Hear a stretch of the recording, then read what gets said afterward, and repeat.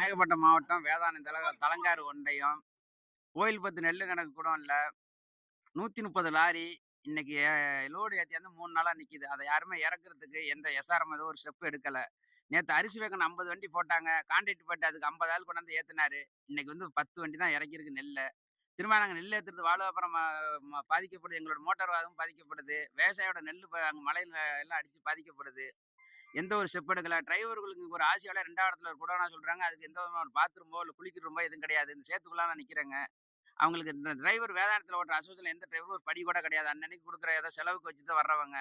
அது தினம் ஒரு 3 நாள் வந்து அவங்களோட குடும்பத்து கஷ்டத்திலயும் நிக்கிறாங்க. இதெல்லாம் சொன்னோம்னா எஸ்ஆர்எம்க்கு ஃபோன் அடிச்சும் எடுக்கல. இத ஒரு நீங்கள் தான் மீடியா மூலியமாக கவர்மெண்ட் ஒரு நல்ல தக்க நடவடிக்கை எடுக்குமாறு என்னோட தாழ்மையுடன் கேட்டுக்கொள்கிறேன். நாகை மாவட்டம் கோயில்பத்தில் நெல் நெல் நெல்கிடங்கில் லாரிகள் ஏற்றி வந்ததுனால் 200 லாரிகளுக்கு மேற்பட்ட லாரிகள் இந்த குடோன்ல வந்து நிற்கிறோம். இங்கே இறக்க மாட்டேங்கிறாங்க. டயர் வெடிக்குது, திடீர்னு பஞ்சர் ஆயிடுது. இங்கேருந்து இங்கே ஆள் பற்றாக்குறனால ஹிந்திக்காரங்க வந்தாங்க. ஹிந்திக்காரங்களையும் இவங்க வெளில அனுப்புனதுனால் இங்கே உள்ள ஆளுங்களும் இறக்க மாட்டேங்கிறாங்க.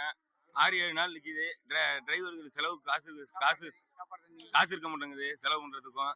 இதனால நீங்க பார்த்து தமிழ்நாடு கவர்மெண்ட் தான் இதுக்கு பார்த்து தக்க நடவடிக்கை எடுக்க வேண்டும். எஸ்ஆர்எம், ஏக்யூ, பிசிஆர், மாவட்ட கலெக்டர் அளவில் இதை கொண்டு போய் எங்களுக்கு பார்த்து இந்த லாரிகளை வந்து அன்லோடிங் பண்ணுமாறு நான் கேட்டுக்கொள்கிறேன்.